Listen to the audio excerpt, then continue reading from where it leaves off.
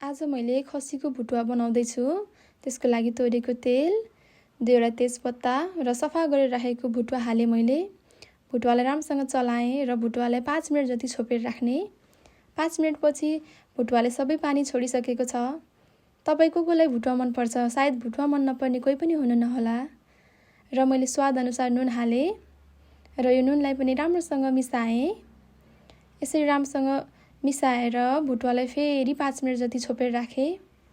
5 मिनेटपछि हेर्नुस् त भुटुवा कति राम्रोसँग फुटिसकेको छ र म यसमा अब प्याज हाल्दैछु। प्याज हालेर मैले राम्रोसँग चलाएँ र अब 1 मिनेटको लागि छोपेर राखेँ।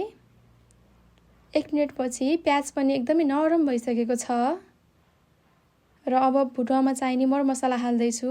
अदुवा लसुनको पेस्ट, हरियो खुर्सानी, जिरा धनियाको धुलो, रातो खुर्सानीको धुलो, बेसार र सबै मरमसलालाई राम्रोसँग मिसाउने।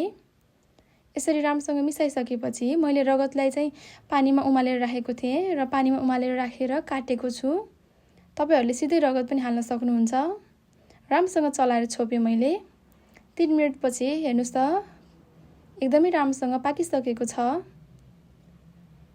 तपाईहरुले यसरी नै बनाएर खान सक्नुहुन्छ। र मैले अब मिट मसला र घरमै बनाएको मैले आफै गरम मसला हालिसकेको छु र यसरी चलाउँदै छु।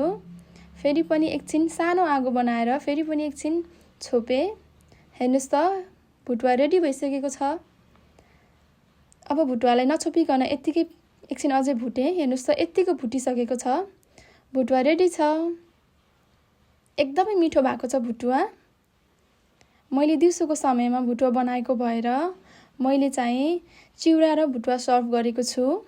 तपाईहरुले हेर्न सक्नुहुन्छ। एकदमै मिठो छ है। तपाईहरुले पनि घरमा यसरी नै बनाएर खान सक्नुहुन्छ। मिठो मिठो मिठो भुटुवाको रेसिपी। हेर्नुस् त कति मिठो छ।